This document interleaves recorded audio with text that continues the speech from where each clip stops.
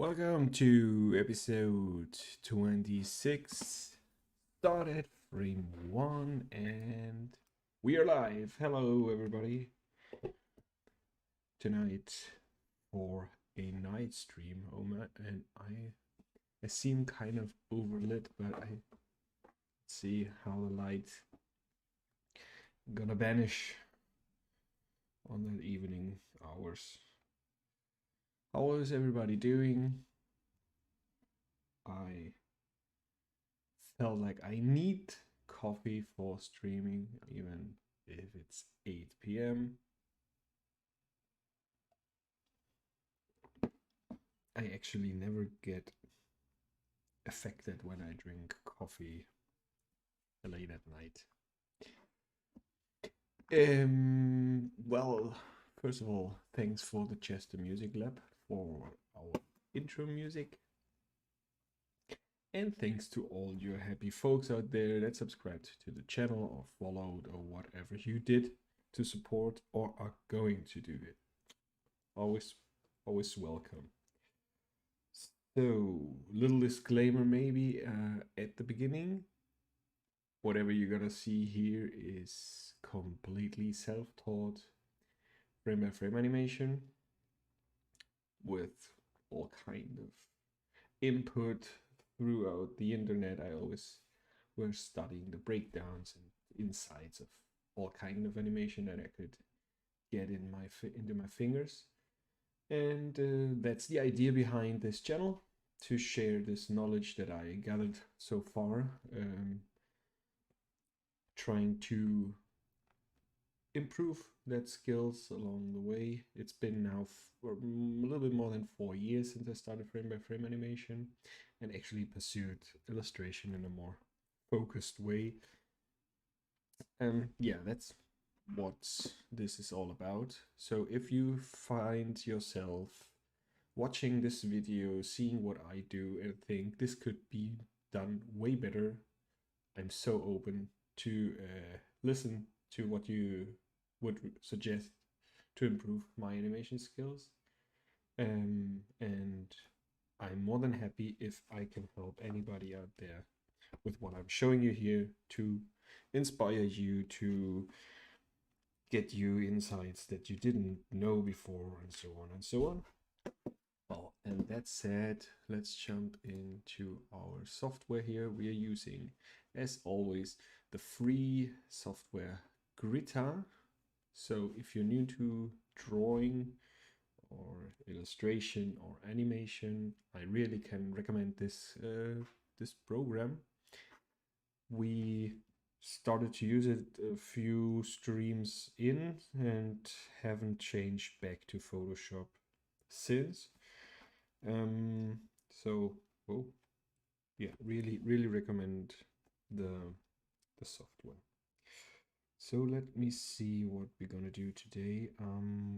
I wanted to show you what we did last in the last stream.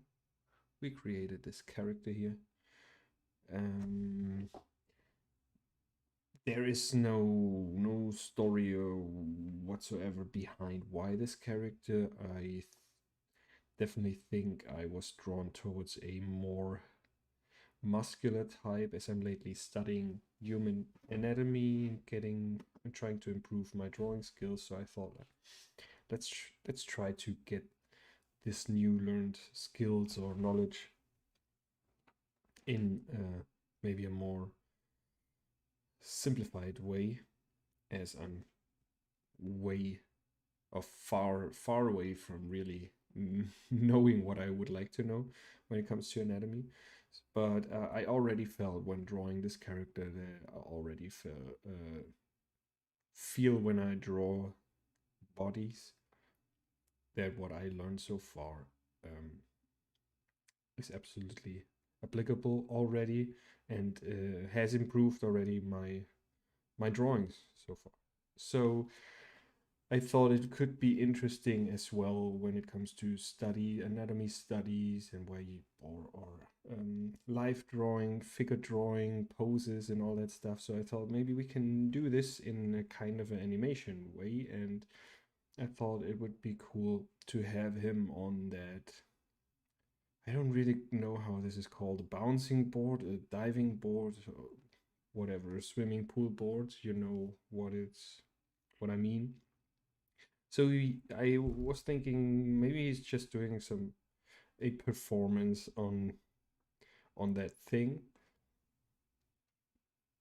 and I was trying a little bit and did a little bit of studies since my last stream on how one does a jump or bounces on those boards and jumps off.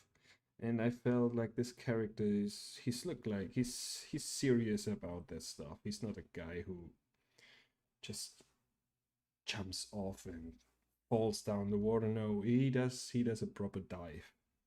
So I felt it was interesting to try to then use my new learned anatomy skills to showing timeline now, to use those new learned skills and apply them to those different poses. And the first thing I did, I just drew a frontal view like it is like here, and tried a little bit how that would go, a jump into the water from the bouncing board. And let me show you what I have so far.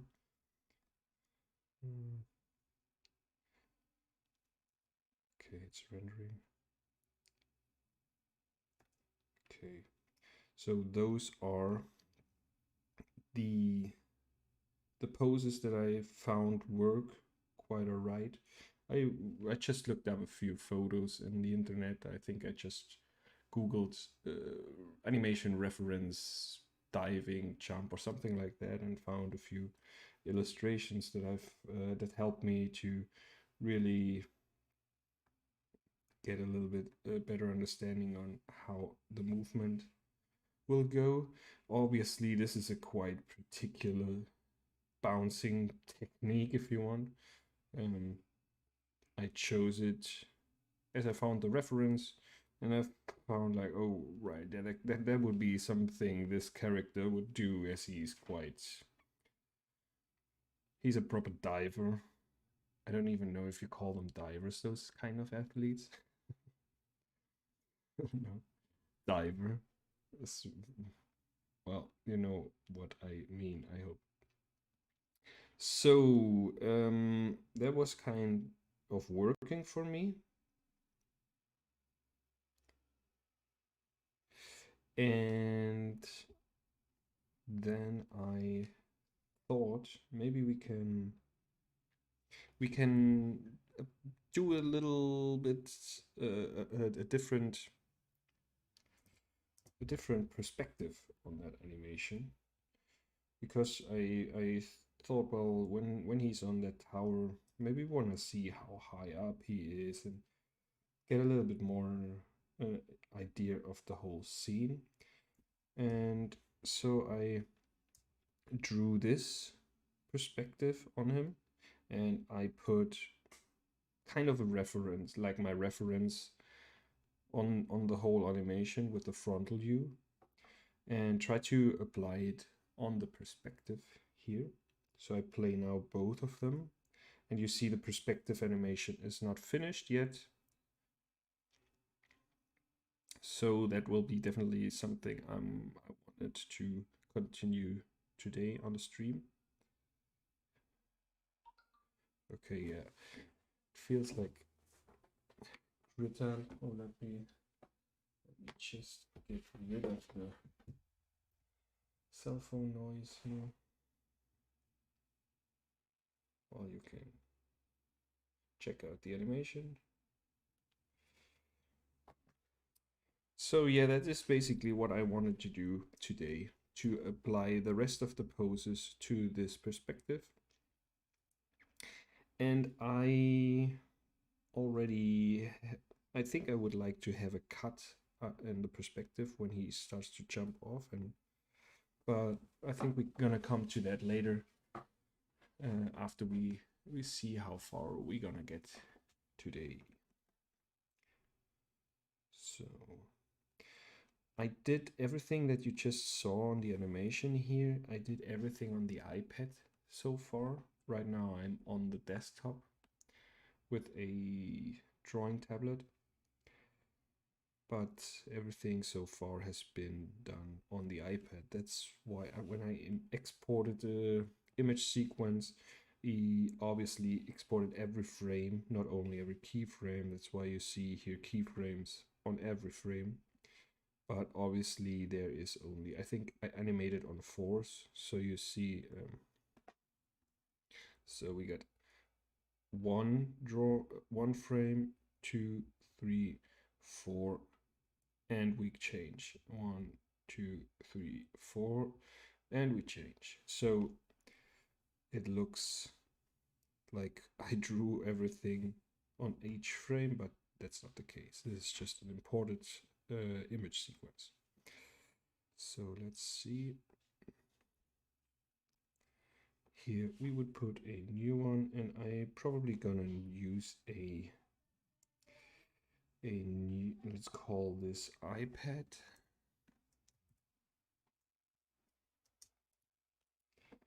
And this is the front view from the iPad.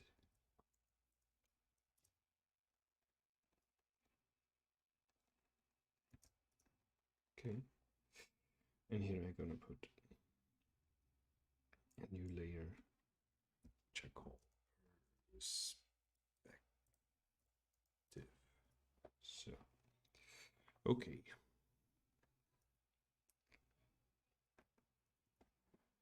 I think I'm gonna activate my F keys. Second, where's the Logitech?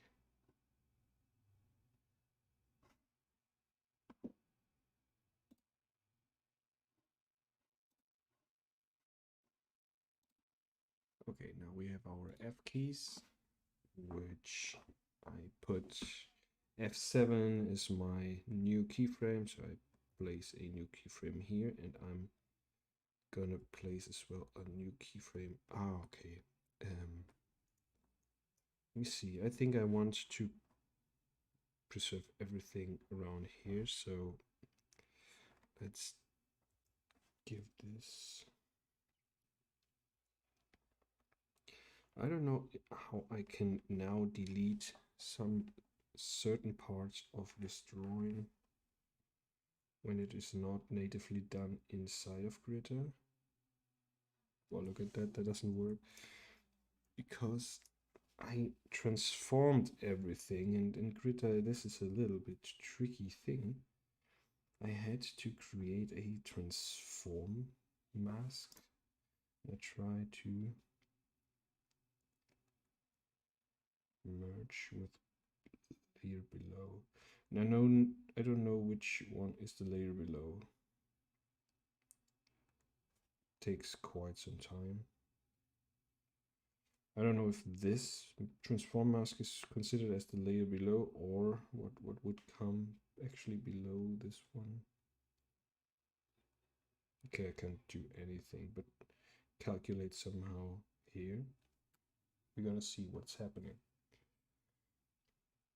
I had to Google that, how to transform various frames simultaneously. And apparently it's only doable with a transform mask. And even that was a little bit tricky to get done.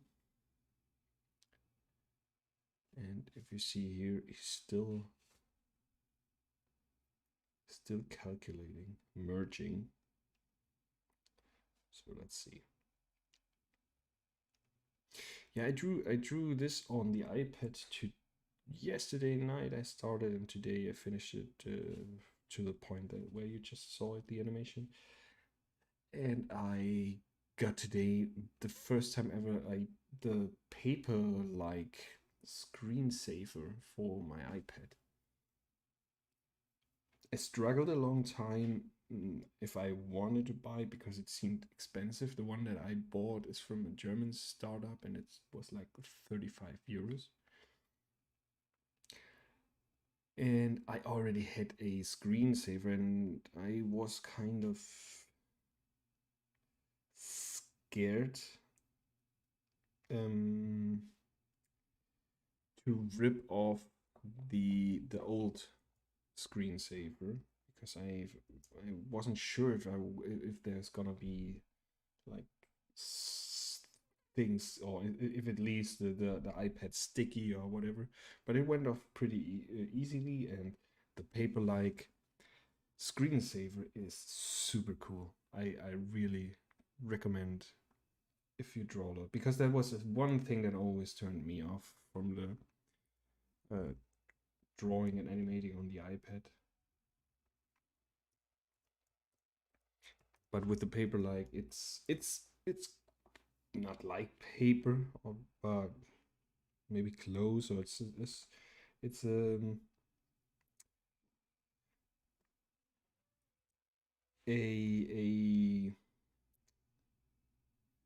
it's close. It's close. So I definitely can recommend this paper-like thing. Okay.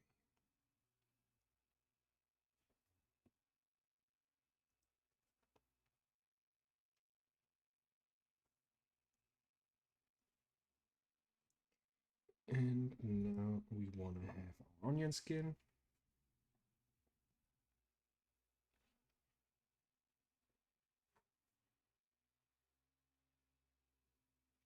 And I think now we are good to go.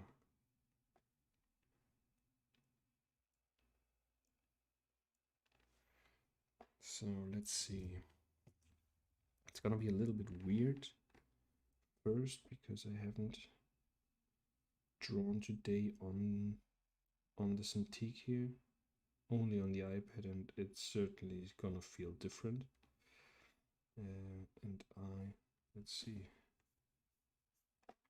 But yeah, the Wacom is, that's why I never felt like when I had my iPad that the Wacom is obsolete, because it just feels really nice to draw on the Wacom, as it already has a certain surface, and it's not paper, but it's something different, which still feels to me quite enjoyable to draw.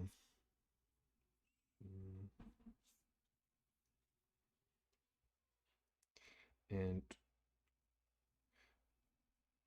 having a keyboard with certain shortcuts is always feels also kind of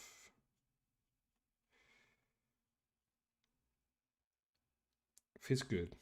It makes me, it gives me way more possibilities to actually animate better, like switching easily with two keys between two keyframes. That's something that I really think is important.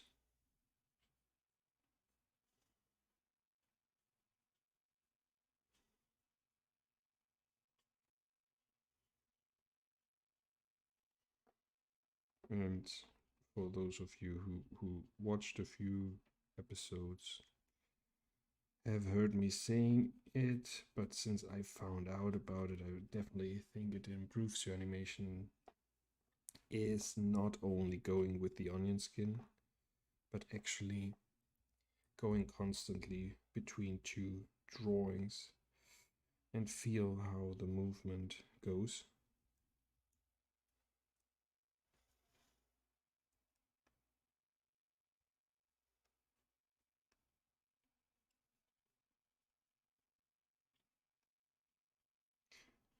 And on the iPad, you have a wheel that you can use with your thumb in the Rough Animator app that I normally use. And it's all right. But actually, with the keyboard, I feel more control, and it feels more fluent, organic, and that's something I always look for when I animate, because it has to feel organic to me. And if I have to think too much about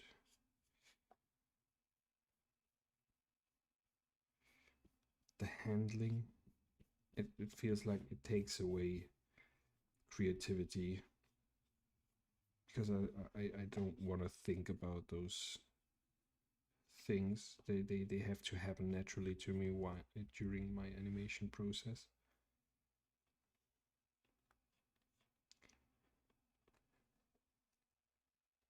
Still not getting the right perspective here on the foot,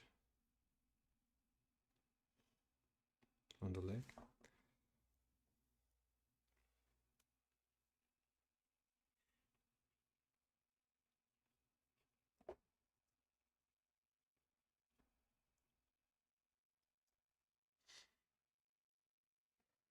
Utanek, hello.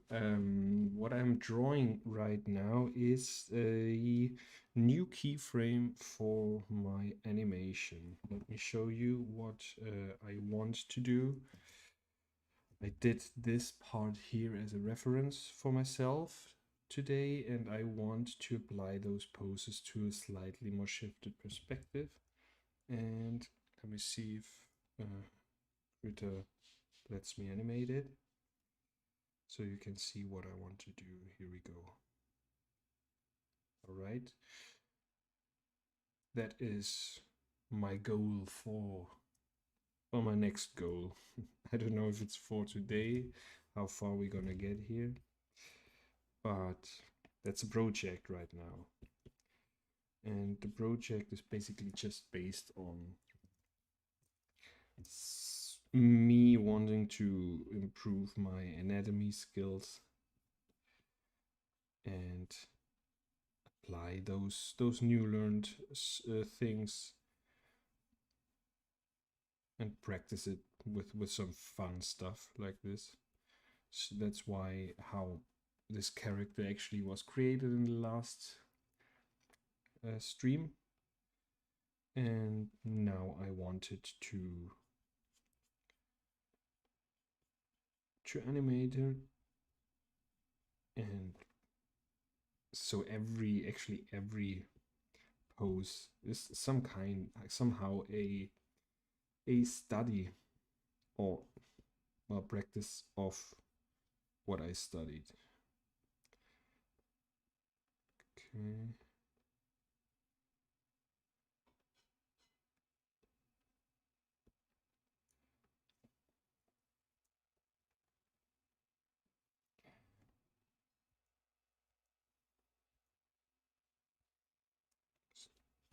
Feels a little bit off.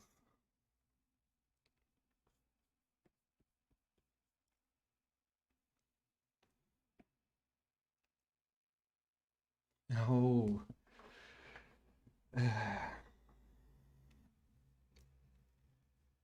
I honestly don't have an advice here. I it's very, yeah.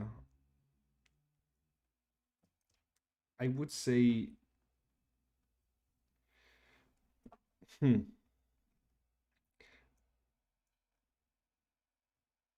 you probably are giving me already an advice here without with your question, and maybe I should just use first. I should break down a little bit the number of keyframes that I want to draw and make sure that those are definitely in the perspective. So the things that I draw in between are more likely following this perspective. Right now I'm trying to, I feel like those are the keyframes, but I can definitely break them down a little bit. So no, I don't really have an answer here. I'm sorry. Maybe we can figure out an answer together. Sensuke Animation, hey, how are you? Do you have any yeah, animating and do this? Absolutely. I'm agreeing. Like sometimes I have to redo everything that I do on the stream. Although it helped me getting a certain result on the screen, but afterwards I figure it can be definitely improved. So yeah, I definitely won't. I'm with you there, and it's also why I sometimes like talk weird shit because I'm concentrating on the animation. So well, back to the problem maybe with not losing the perspective. Maybe it would actually make sense to kind of uh, draw guidelines throughout the whole scene. I try to keep this perspective because of the problem of to keep it consistent. I try to um, keep it simple. So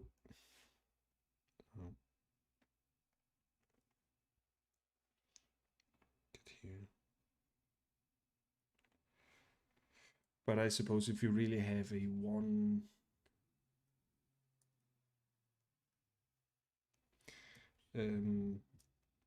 your one point perspective whatsoever, I would probably draw in first some guidelines.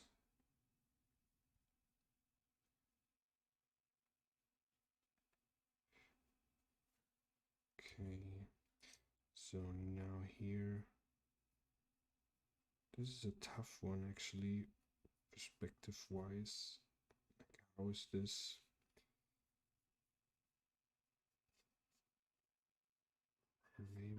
here. So are you guys into animation? Do you do animation on yourself, on your own? Like Sensuke, when you say like 2D animation and streaming is hard, do you have experience? Like, do you have a stream on your own?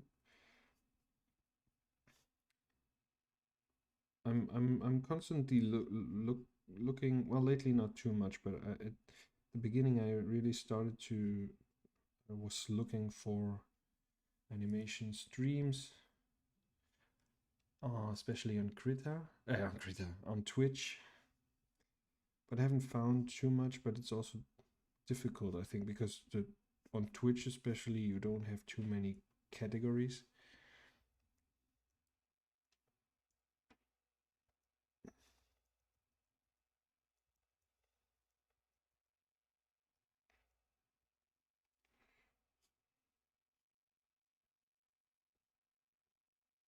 Oh, I also did yesterday. I did one weird version because I feel like this animation is still there's it's fun to do for the purpose that I wanted, but maybe it would be fun to have a little story going on there. Still haven't figured out a really clever one though. So,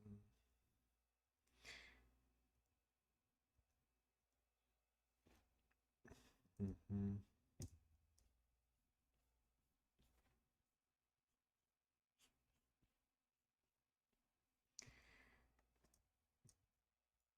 Oh, there's still something that I'm not really liking here. But maybe we can also start to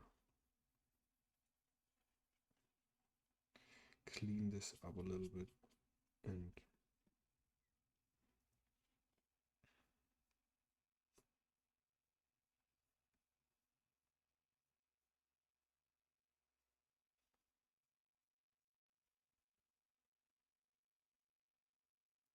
maybe with getting more of those details of the anatomy helps me to see what's wrong, because there's something is off here and I'm not really sure yet what it is.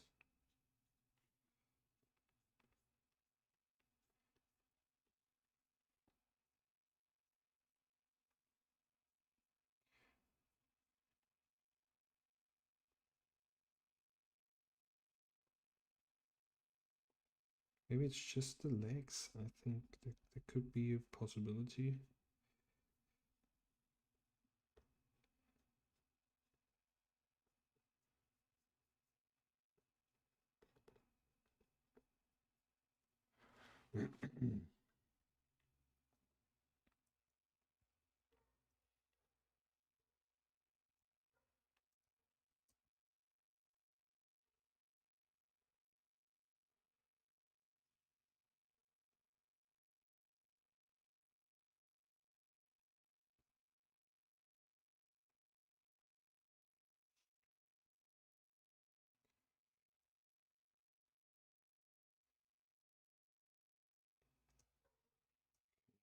Let's see.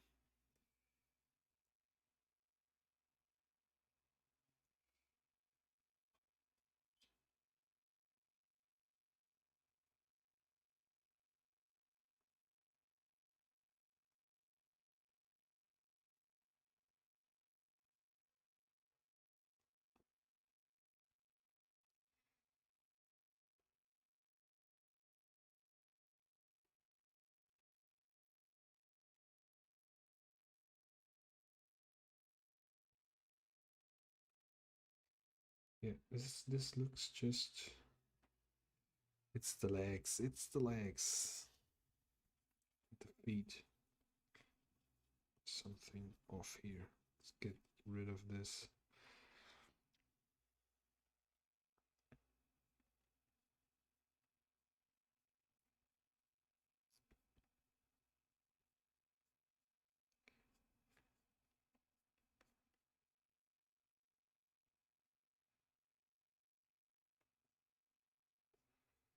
think this leg is completely bent like towards us. And let's see.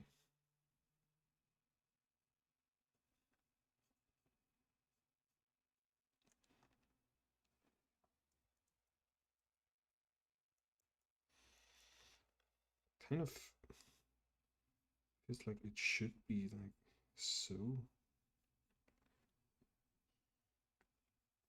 Okay.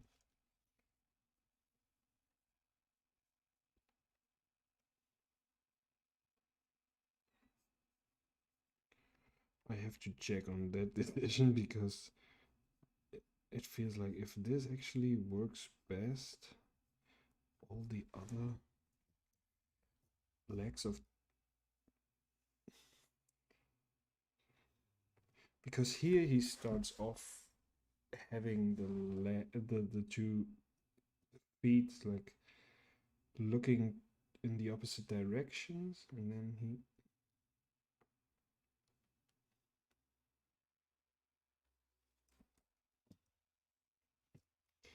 maybe we can get this a little bit.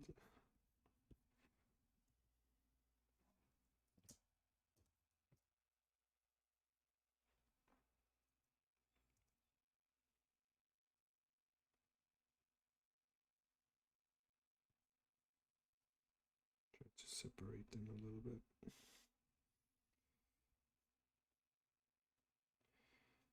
So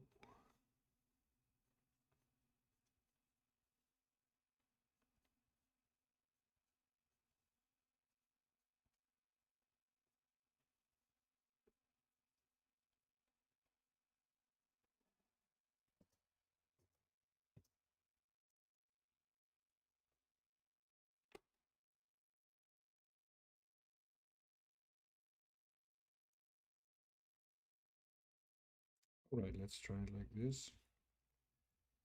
And I think I jump over this pose here and go directly into that one.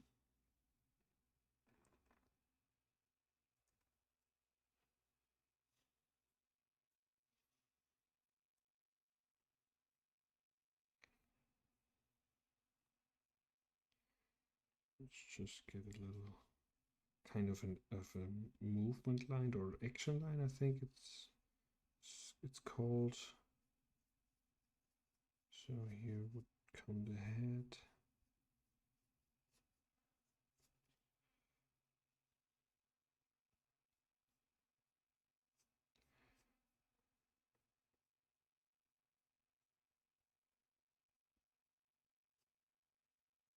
This is the chest.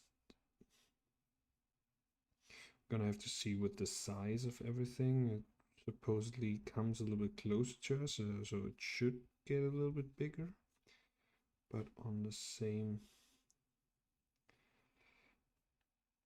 at the same time,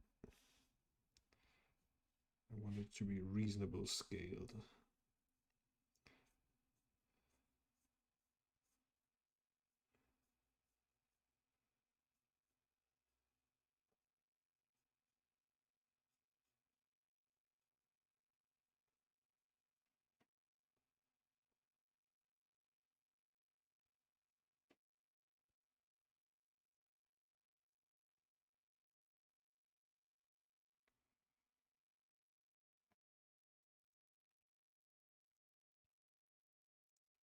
Okay, that looks good.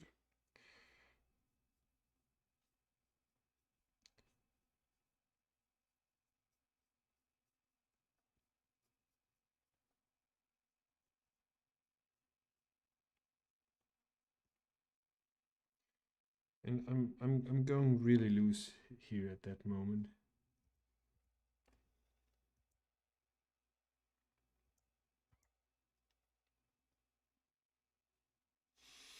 And this reference looks kind of weird.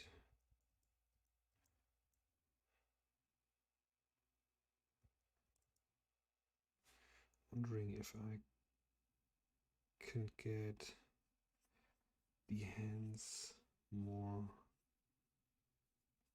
so.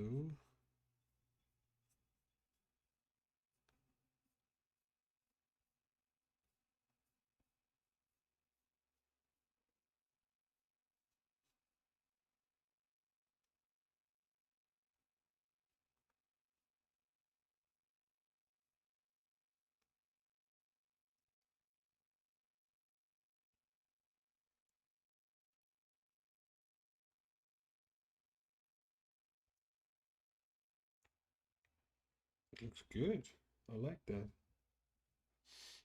Our first draft here. So we getting really close to that perspective here.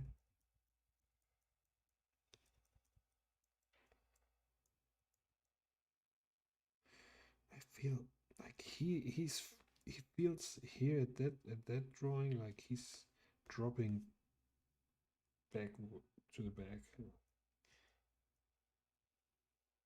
Should lean more to the front, maybe.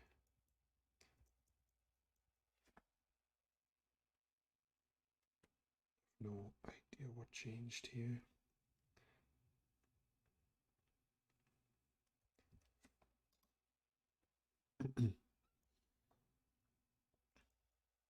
So let's keep this in mind. Maybe want to bring him more to the front. Let's try this. I'm gonna try to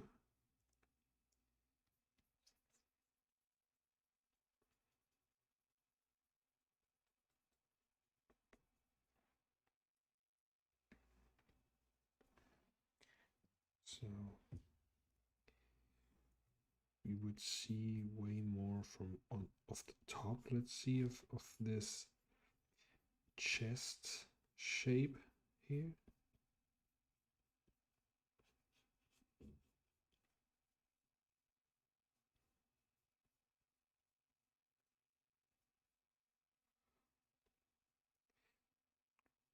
The arms, they could basically stay the same.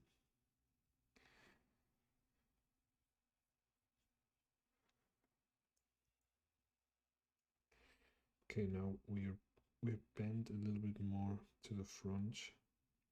Not bent. He leans more to the front, and I think that's good that he does it because of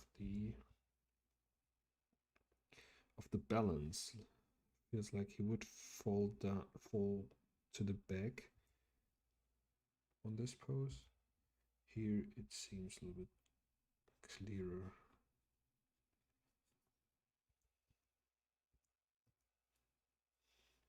Yeah, I think I'm gonna stay with this one.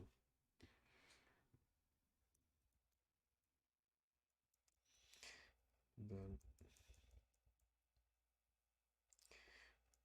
we left out this frame, but let's do this. Let's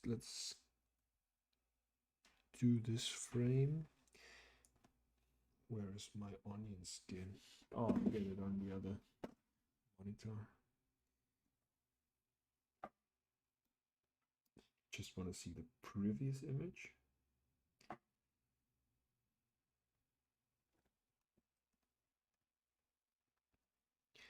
So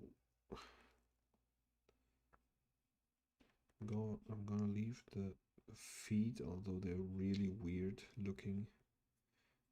Gonna leave them like so. Actually, they're even more bent.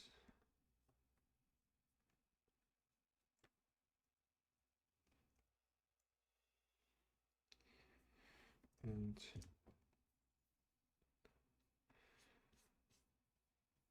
so this is the top of my chest here, the shape. Here comes the neck.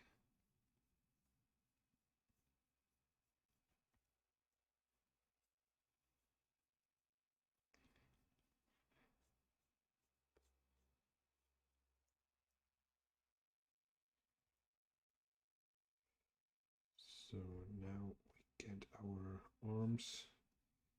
They come to the front.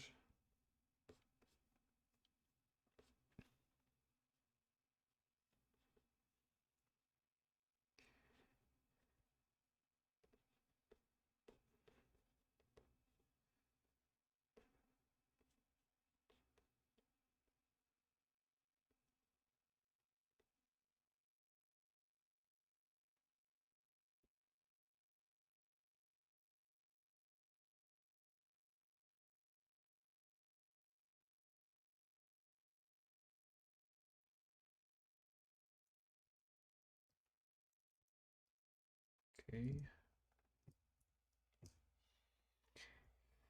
And I want him to bring, I want him a little bit further down, as the board is gonna get a little bit further down here as well.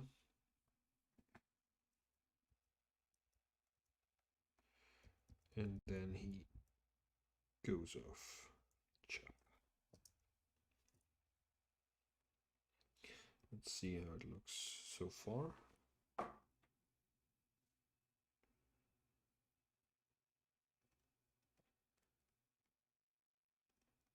I really like the perspective and how he gets bigger when he jumps up. That's nice.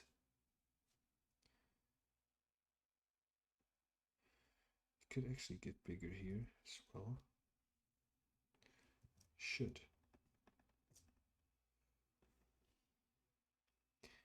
Maybe we can do this directly with a little bit of a cleanup.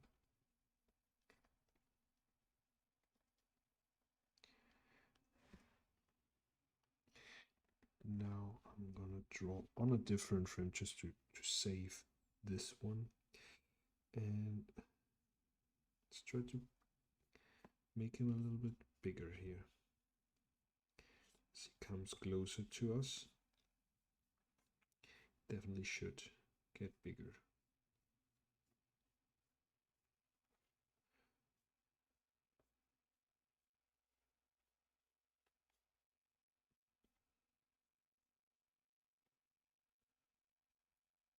Don't know those hands.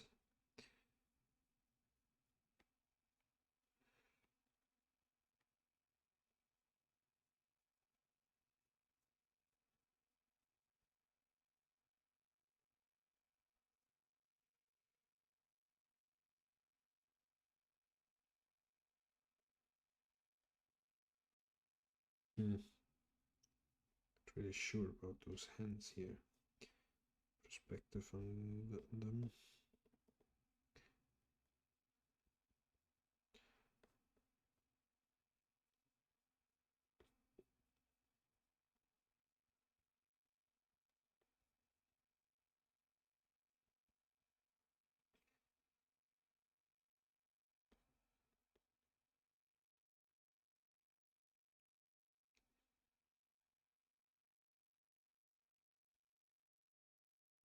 I think I keep this the size as it was before.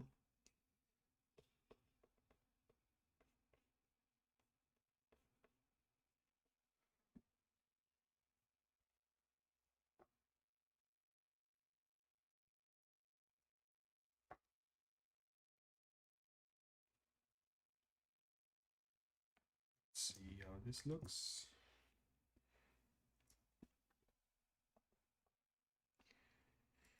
Okay, now he's getting a little bit bigger when he jumps up.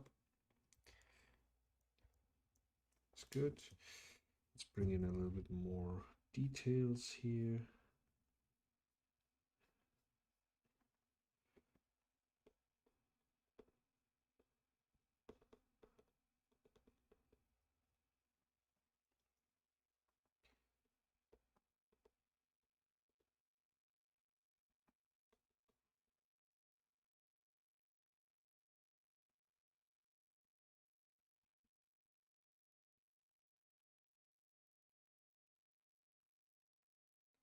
Shoulder, chest.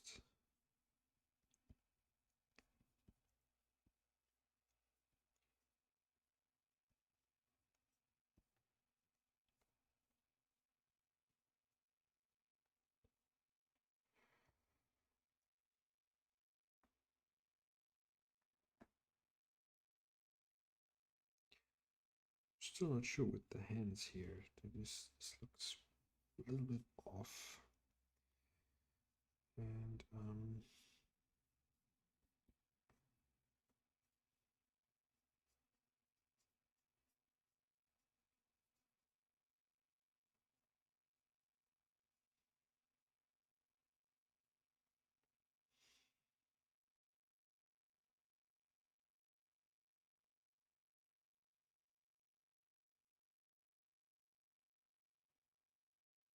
Okay, now it looks better.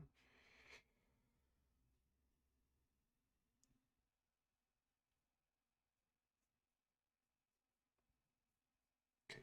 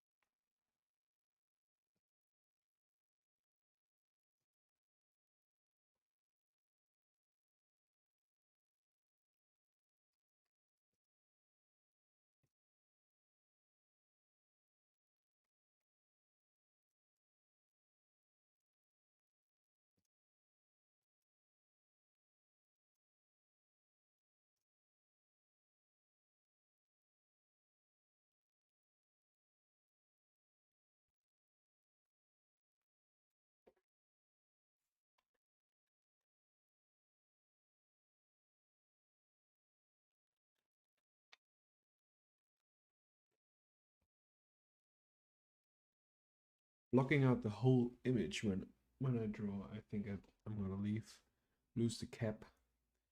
Not that I.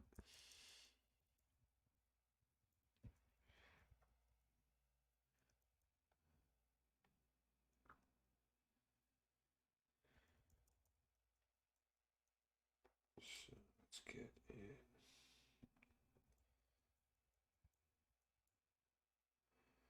Okay.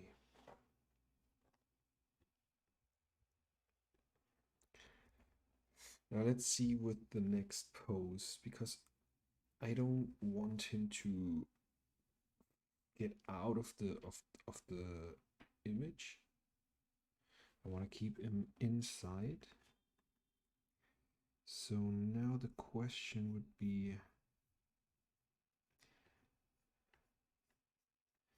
how to bend him, because now he's doing this arc, something like this,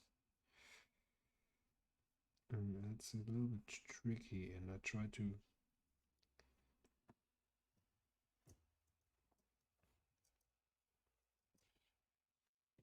see, get our kind of cube that is like maybe representing the rib cage. Here comes the neck.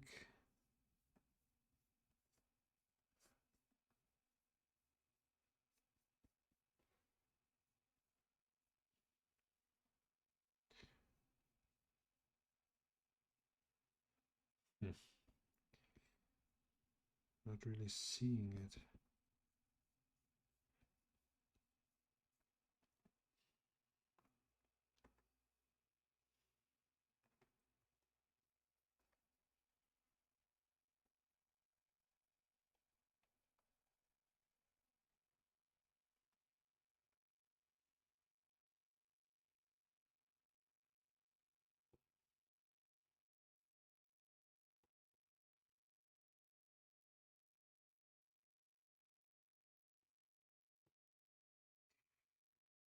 So maybe we also want to see some of the chest here, just to make it more readable.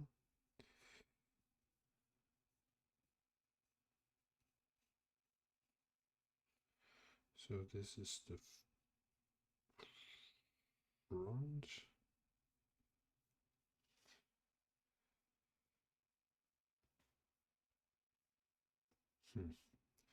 Never drew something like this.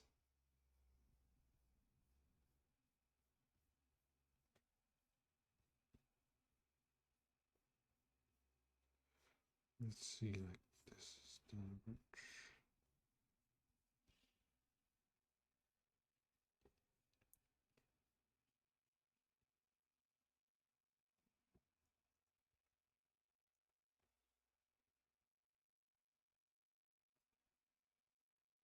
Maybe it works.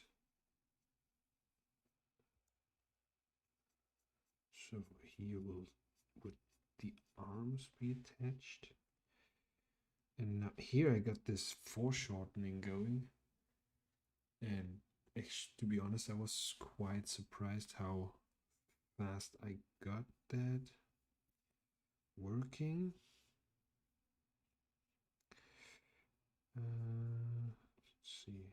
This is a finger. I draw them now. I draw them in like cubes.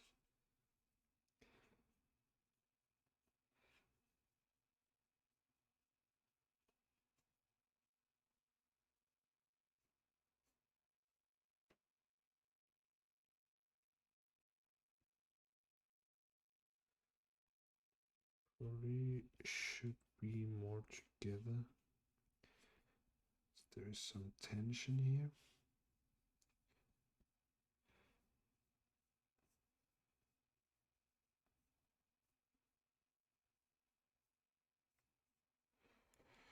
Oh boy.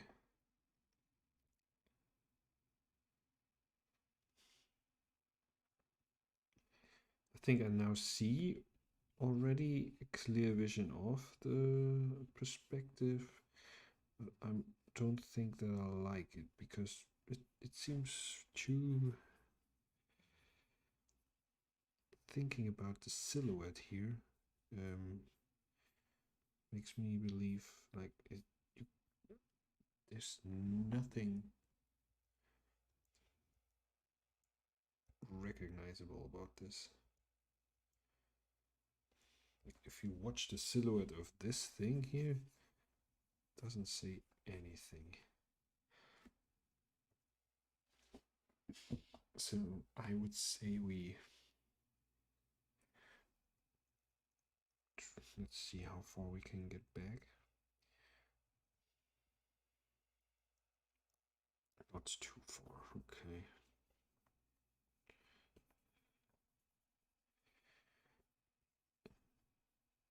My first feeling is like we need to change the position of like the pose of the arm. Maybe we can get this lower body a little bit out here.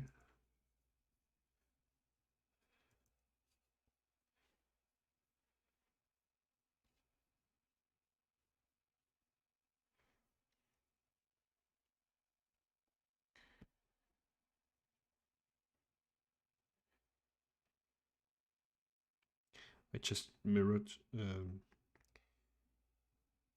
the canvas to see how it looks from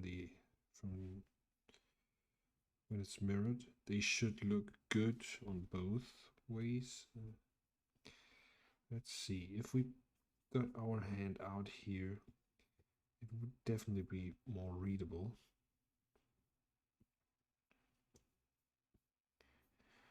So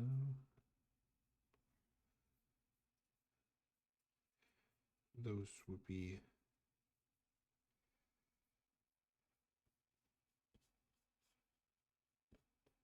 those are the legs, and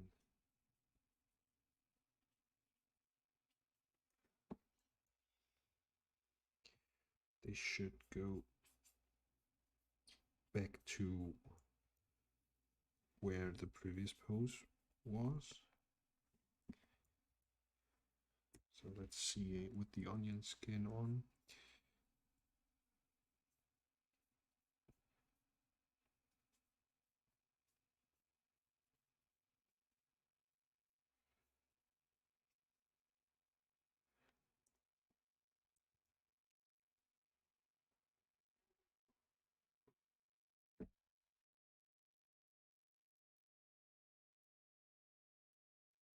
This arm looks pretty good.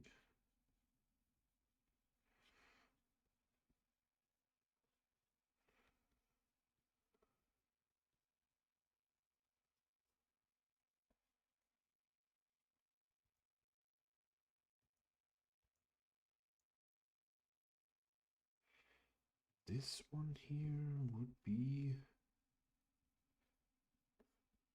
something like here.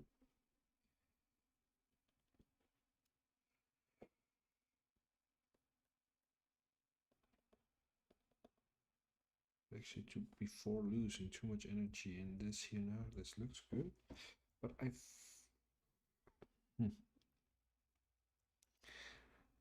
how do we bring him down now? Like,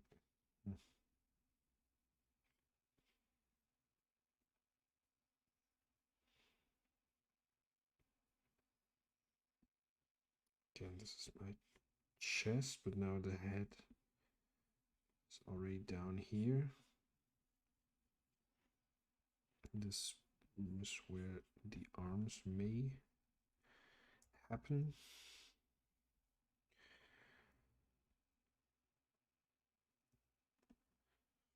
Maybe this is too much.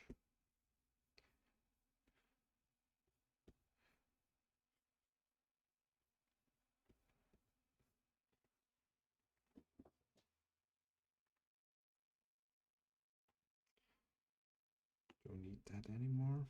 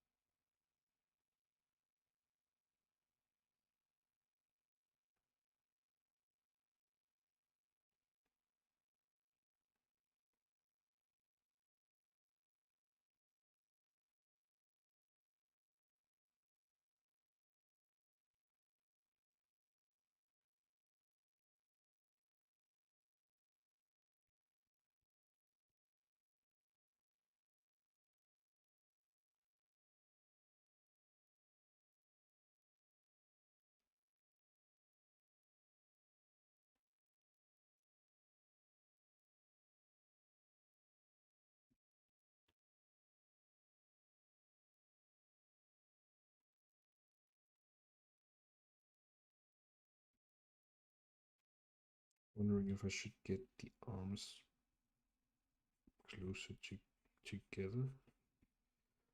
They actually should touch.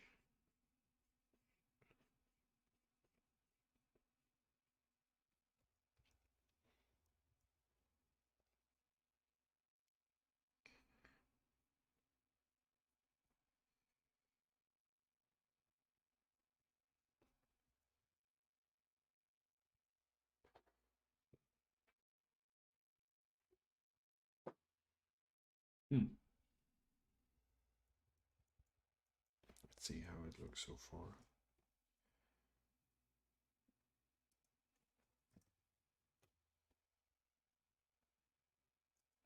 The art looks weird.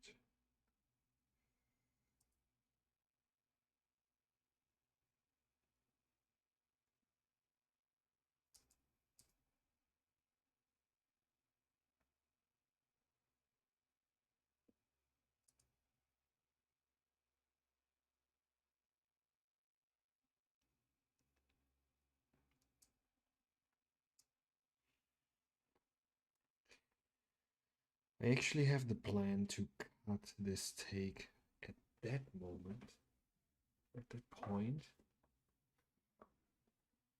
And then I would like to have a perspective from the bottom up. So we look like we're under the water and look up and see him from up there from the tower coming down. So we change perspective. Maybe we could do this here so we get rid.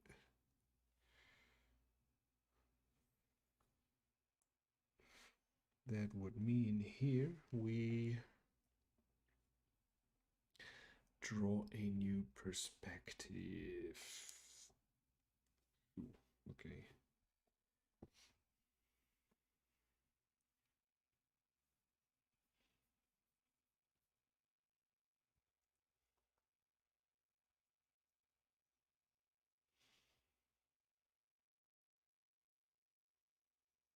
From where would we have to see?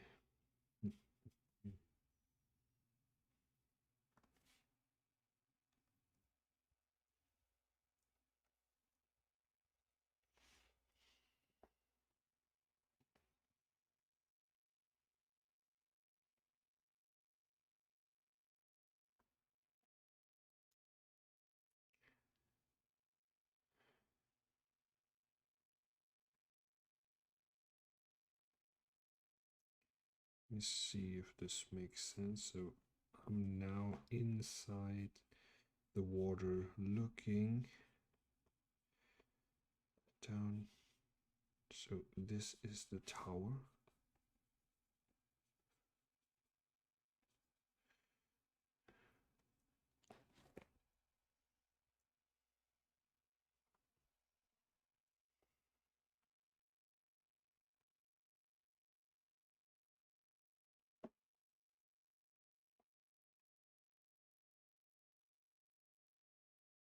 Should probably be here.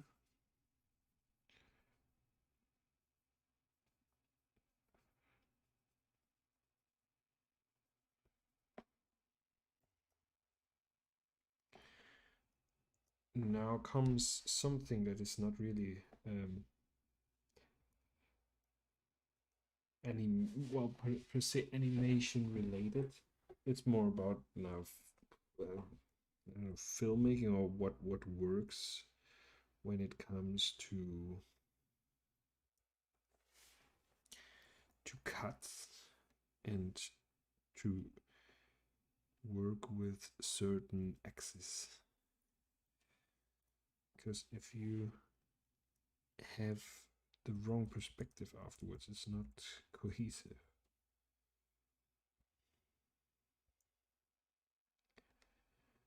Because I have to stay on that side of the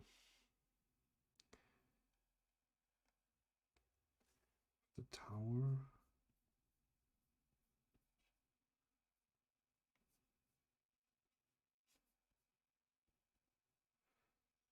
Not just trying.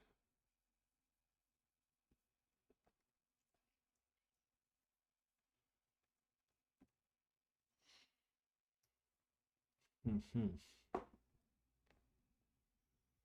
It's a tricky one.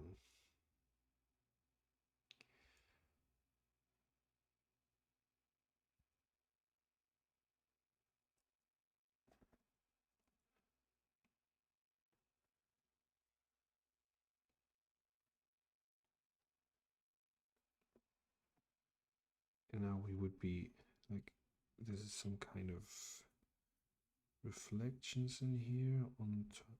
There's the water.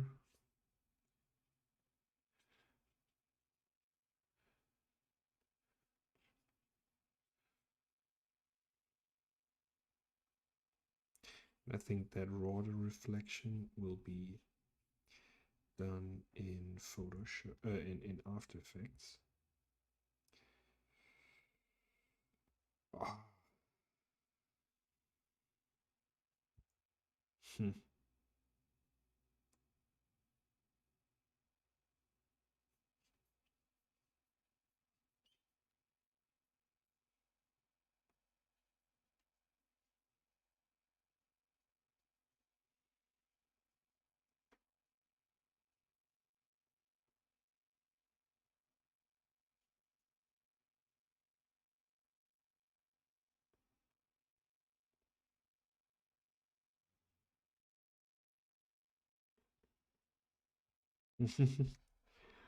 Kind of. Carlos Casilla, hi.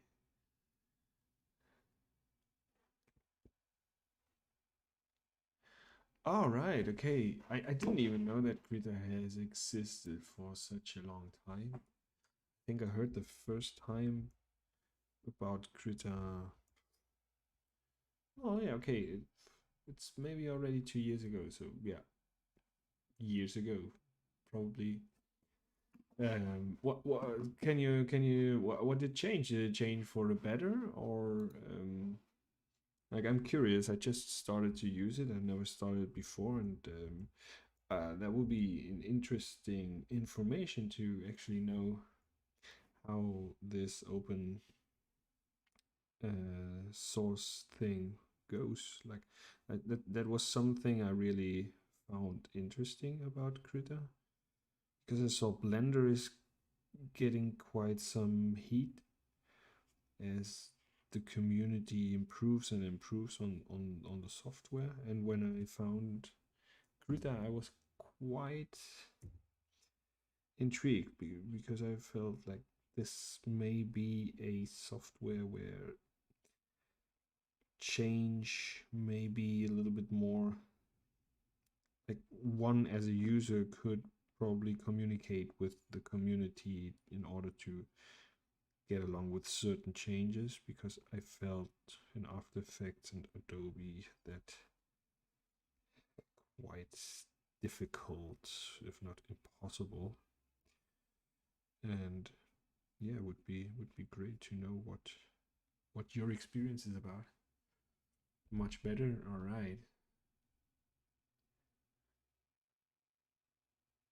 I didn't have the option of animation. That's pretty weird, because when I heard about the Krita the first time, it was recommended to me as a animation software. And when I found it and saw it's a drawing software, I was surprised. Yeah, I haven't tried any brushes outside from the standard, as I haven't been very into the software so far. Do you use it for animation, or do you draw with it?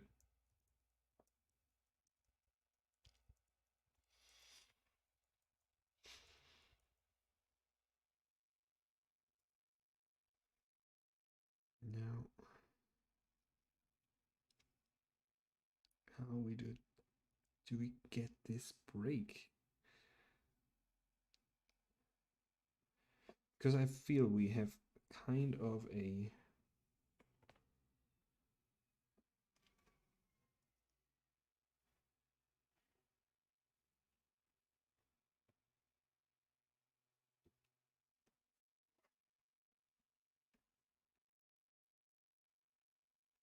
Oh, okay. Yeah, I started with Photoshop before Krita. I used Photoshop mostly for frame by frame animation, because it felt like the best solution for the drawing experience. But yeah, the moment I opened Krita and saw it has everything that Photoshop is lacking when it comes to animation, there was no way I would go back to Photoshop.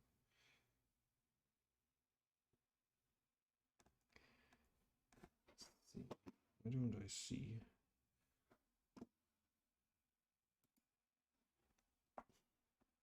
So let's see. Here we have this kind of a axis that we cannot get.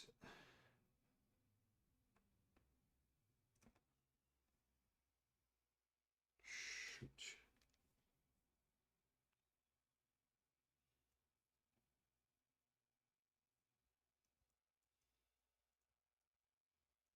Yeah, and yeah, Photoshop animating is pretty cool when you already have Photoshop and you know your way around the software. That was my experience, and then it's easier to experiment with this scary new thing, frame by frame animation, as you already know the software, but you're gonna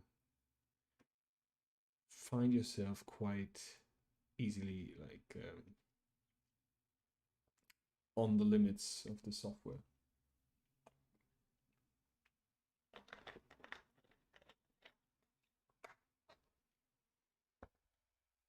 But then again, maybe you find the right technique to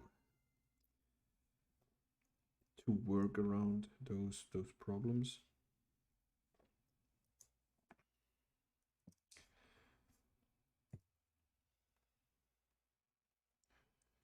And I think if Photoshop wouldn't have had the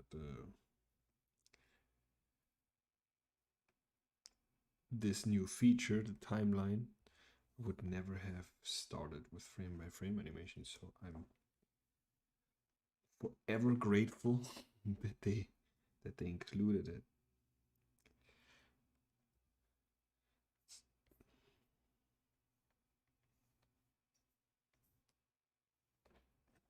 No, that's not what I need. It's like maybe we have.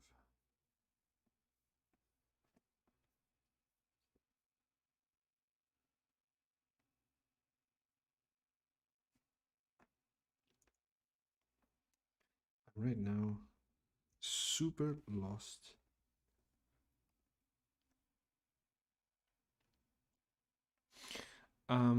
What motivates me to use Krita for animation instead of some other animation program? I think it's actually a combination of drawing experience, I would call it, and um, like the usability.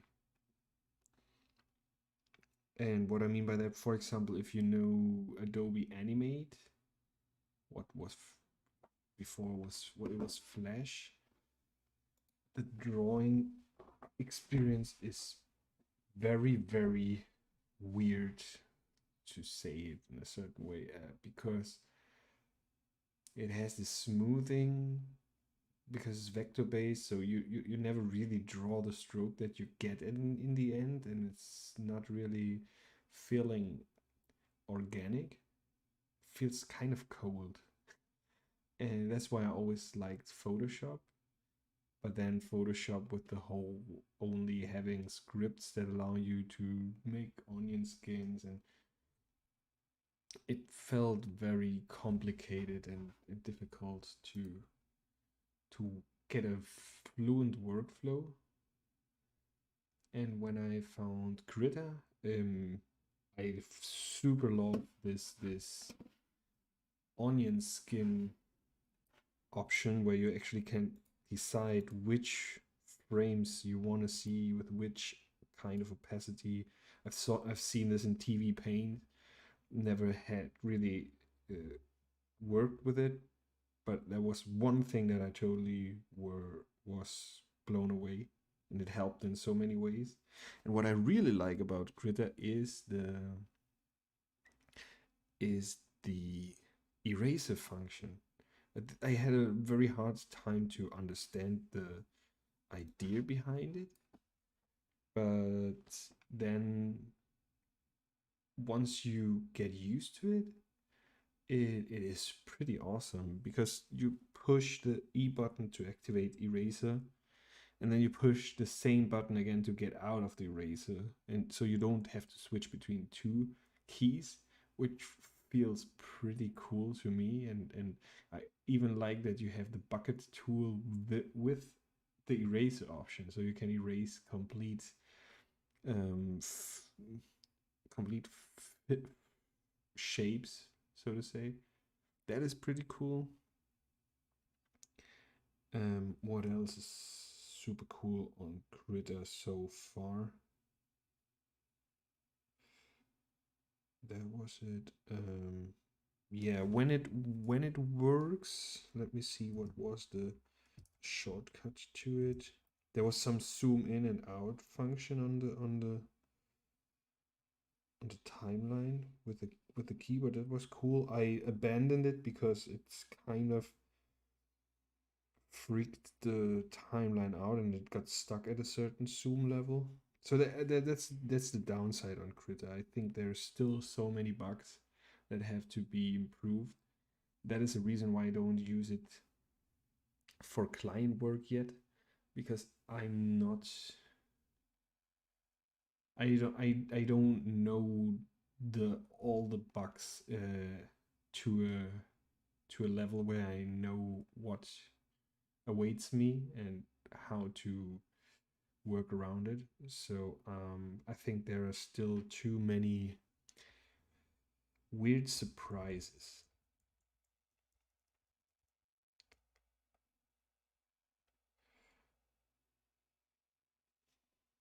Mm-hmm. I am. I'm now trying to change my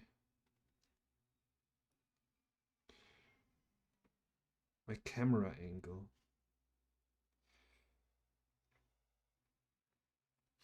And getting I'm really not getting it. So what I want to do is, let's say we have our pool. We have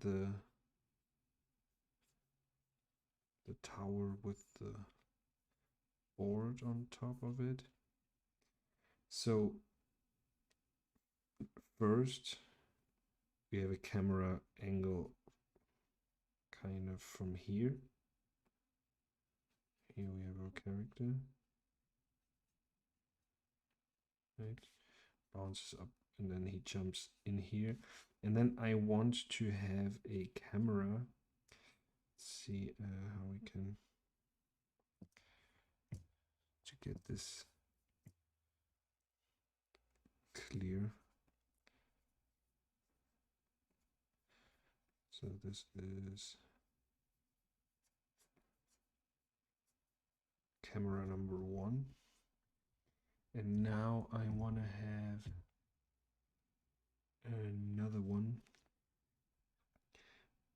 from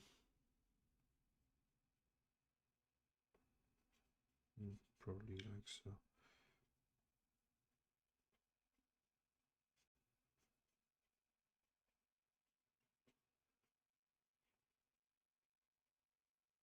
Okay.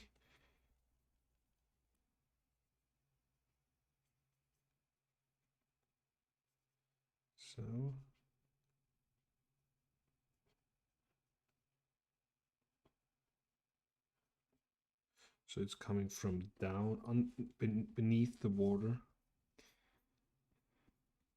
That is camera number 2. And I somehow don't get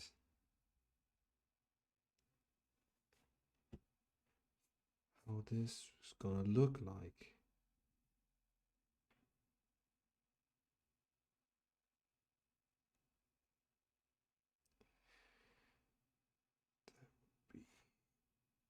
Right corner. Now I think about it.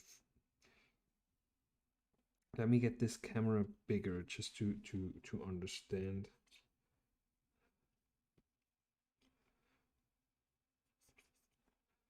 Its position in space and what it's gonna capture.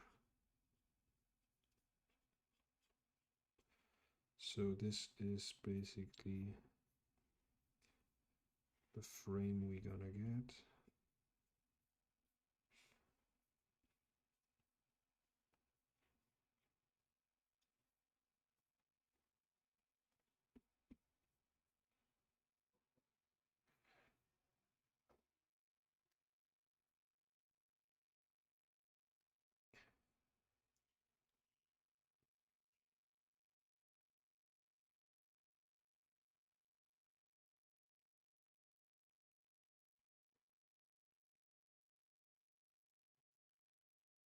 Right.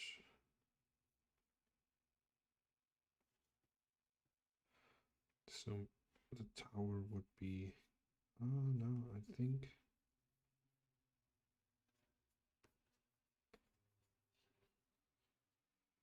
See, I think it's coming to me. So this would be probably the board. This is the tower. What is this?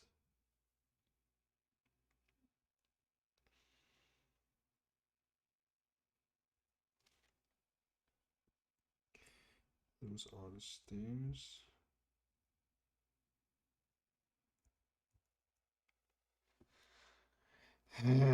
Sorry to get you in this very kind of stuck here.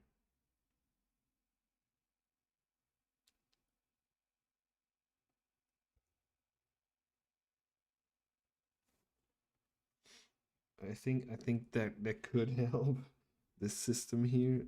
Let's try it again. So this is the pool.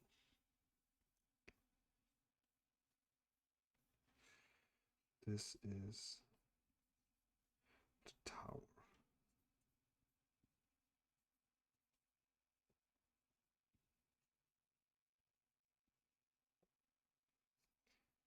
So now the first camera captures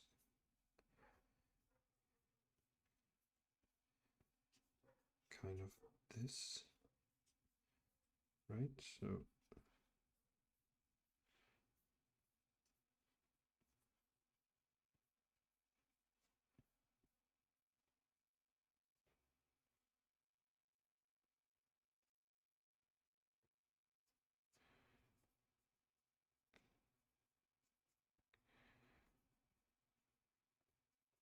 like so.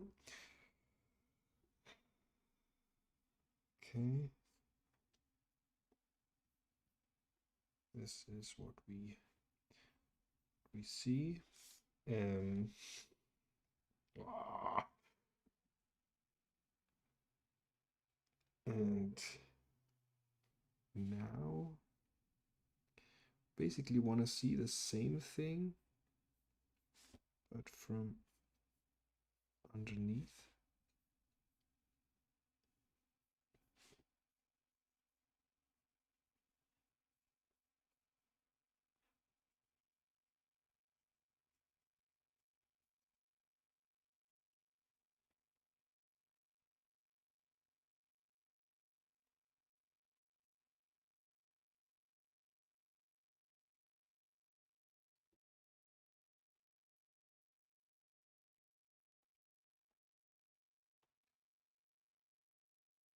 Does that make sense?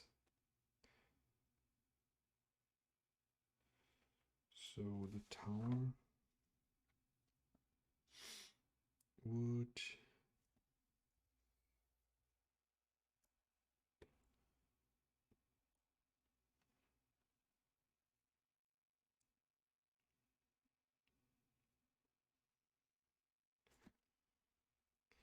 so this will be the top. So we have this. It's the right. This is left.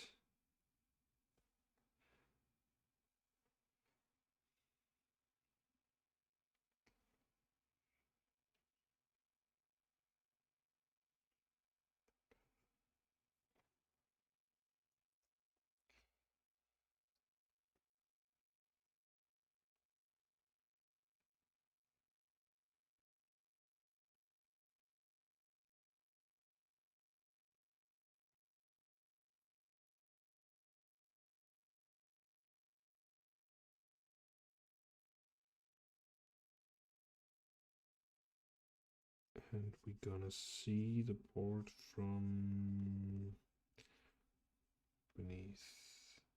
Okay. Now the question is how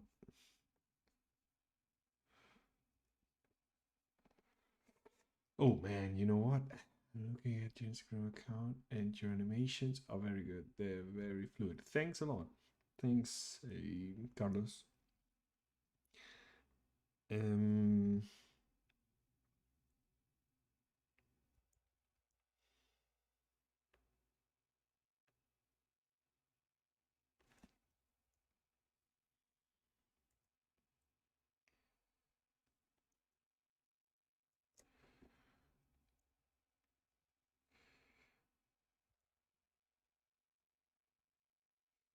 see if this is gonna be looking.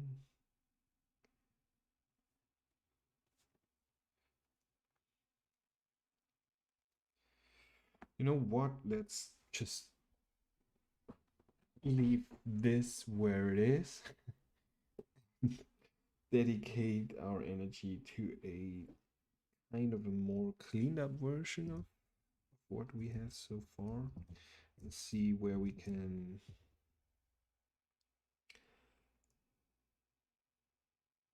improve what we have so far.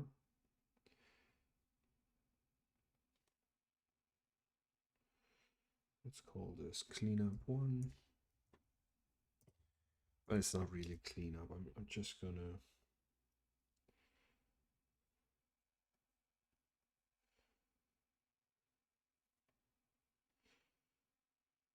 gonna use a smaller pen.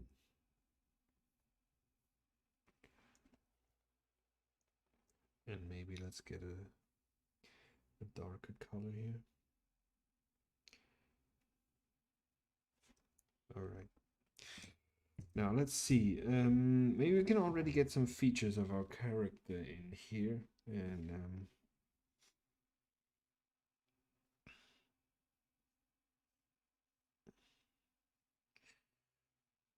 so the design kind of does weird stuff here. You see the thing here jumping around.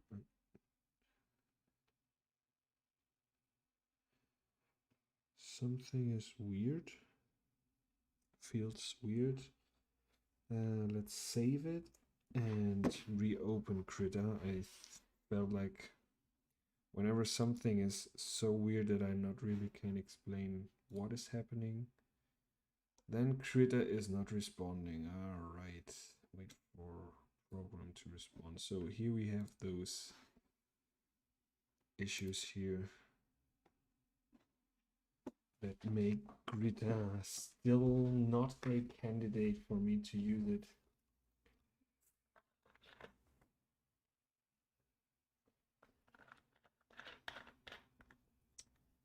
Oh, the unnamed file. No, we don't need that. That's just a guide. All right, I restart Krita.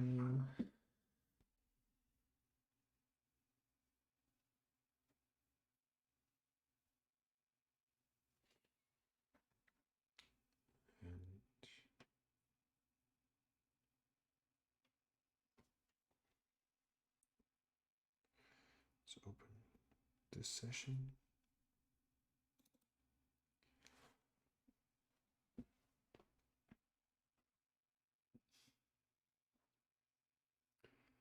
So maybe you see what's happening. It's not really. Oh.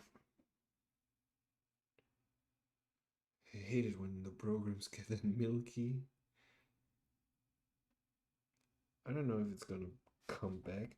The thing is, it's pretty big. I have to admit, like the file is super huge. Maybe we can make it a little bit smaller as long as we're in the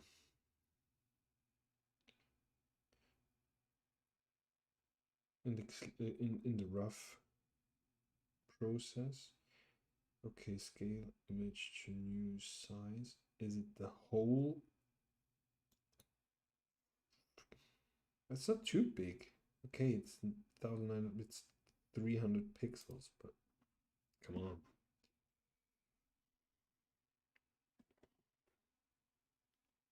Now let's see how.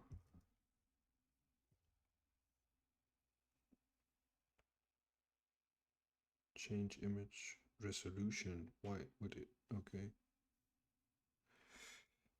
Okay, now at least it seems normal again.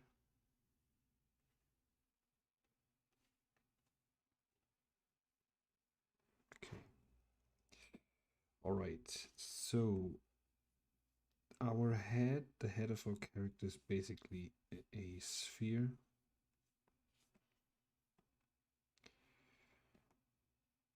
Now, why do I have the file twice open? That happened to me.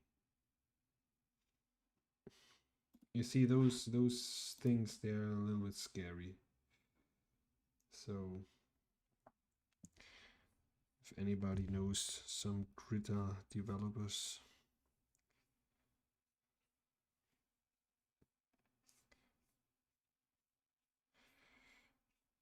okay, now let's open this image as a reference in our character.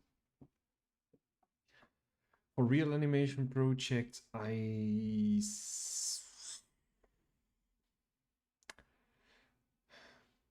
it really depends. I tend to use Animate for cleanup because it's the most flexible software so far that I know, where because of the stroke flexible stroke width that you can change afterwards for all your frames. You can change colors for all your frames at once. So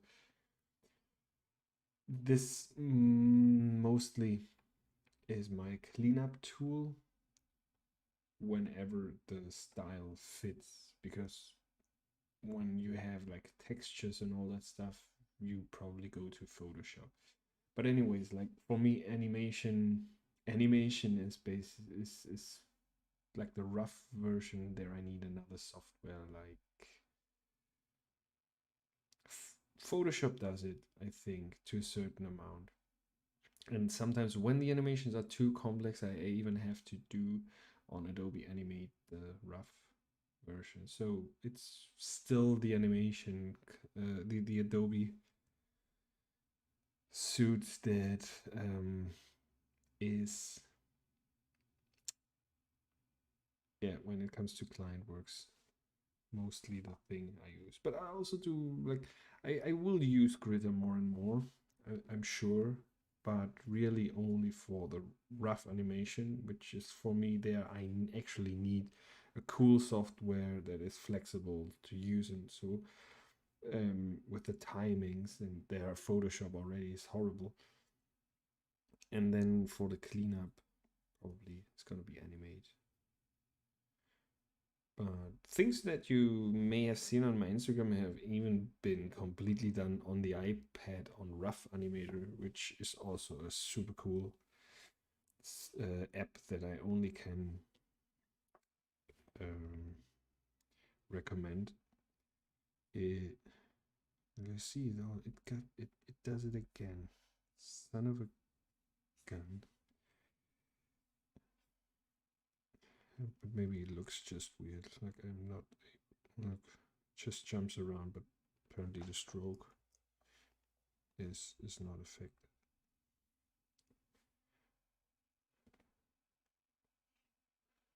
But it freaks me out.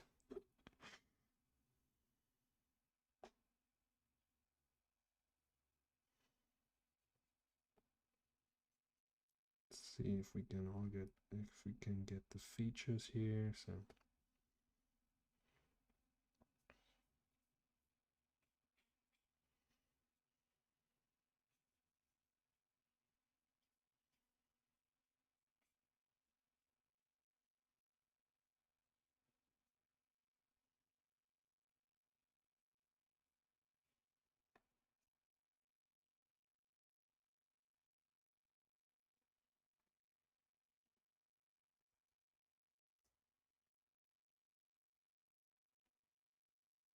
this is his neck.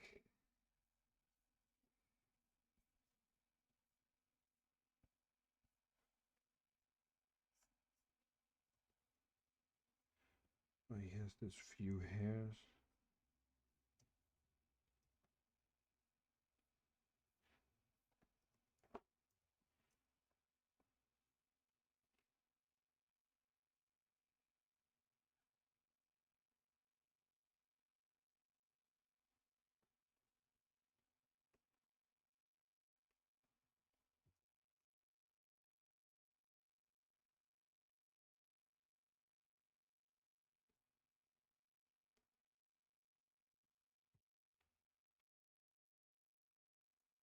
Now you have this bug that suddenly just ignores the pressure sensitivity. That also happens quite a lot. You can get rid of it by just like moving your canvas, but also very annoying.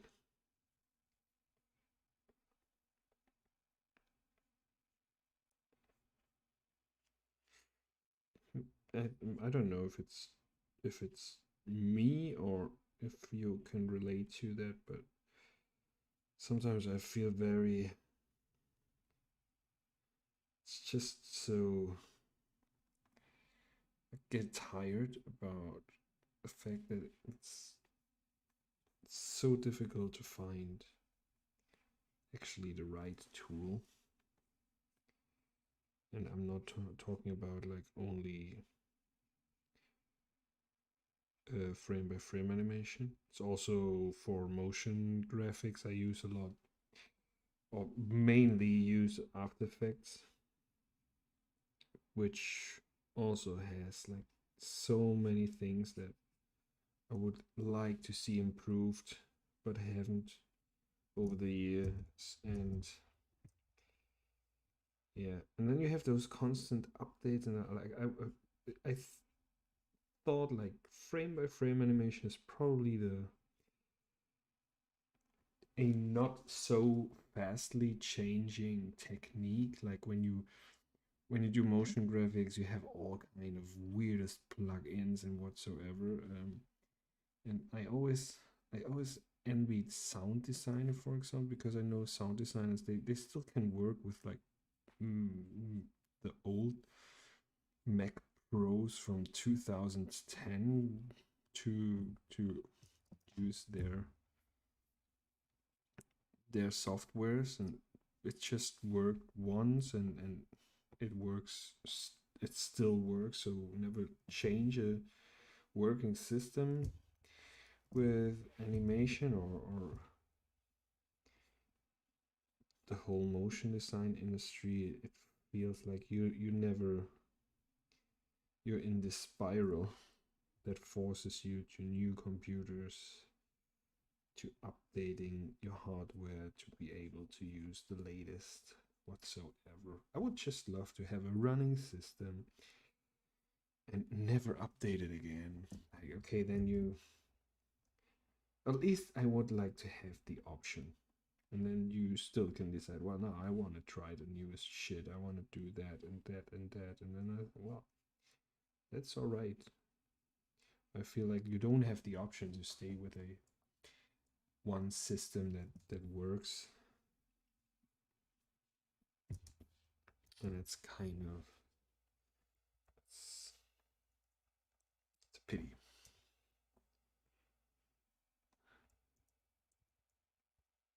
Okay.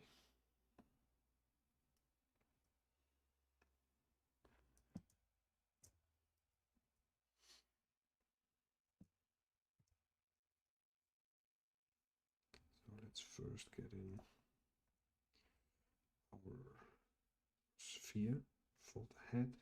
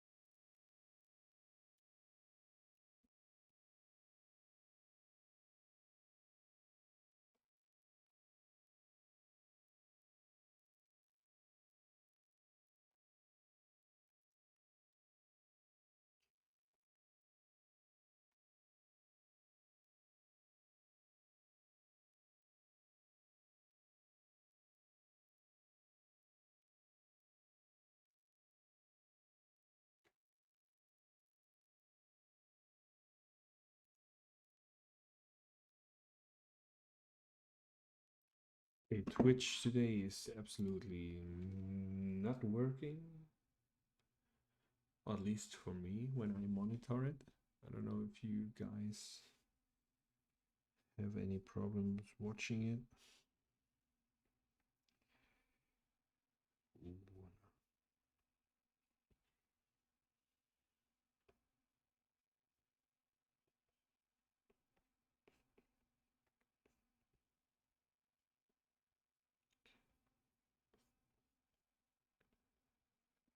Okay, this was not the right decision here.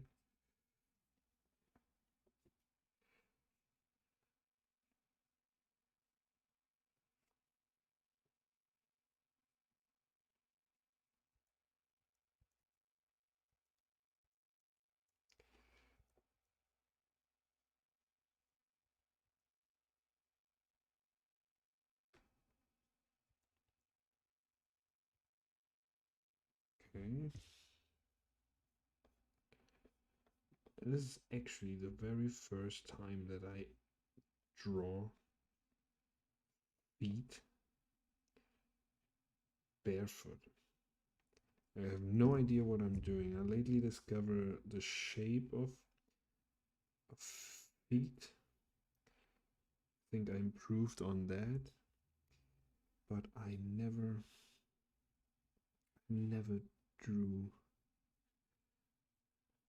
actually bare barefoot feet.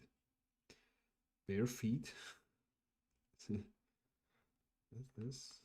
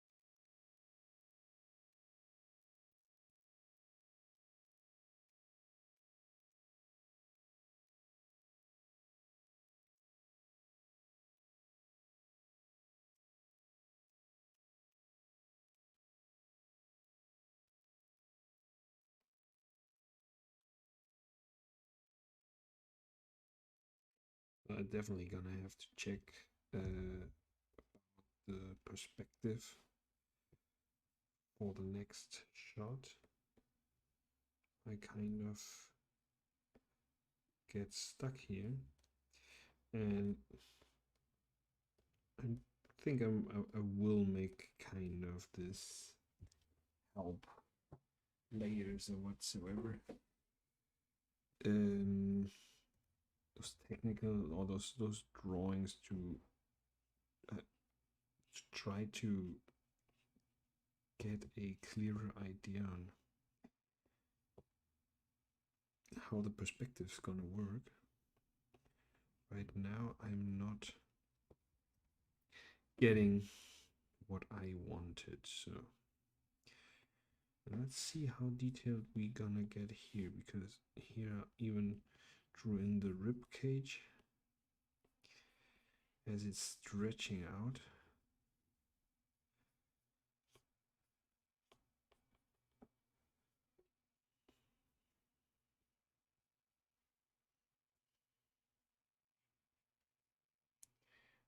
Right now,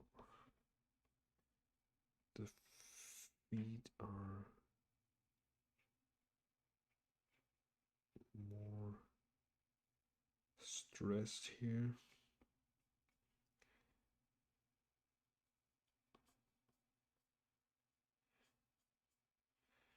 Here I don't really see it.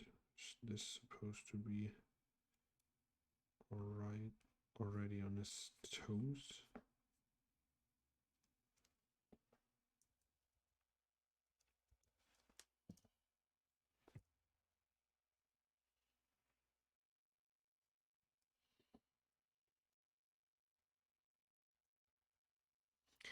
All right. Well, I think I'm gonna leave it for now for this stream. I'm gonna be streaming the whole week in the evening just because of logistics this week. School is on vacation, so I have my duties during the day. But I hope there's gonna be some audience as well for the night sessions. Well, it's gonna be day somewhere anytime, I suppose, on the planet today nowadays. How you gonna define where what hour is day and what night in the internet? So it's gonna be 8 o'clock Central European time in the evening on Wednesday and on Friday, and I'll definitely gonna keep on working on this project here. So if you are interested and want to see how this evolves and finally look like after a while, yeah, come by Wednesday and Friday. And next week I'm gonna be streaming again on 2 p.m. Central European time. So if this is more convenient, next week we're gonna be back on our normal schedule. All right, so thanks a lot for watching, and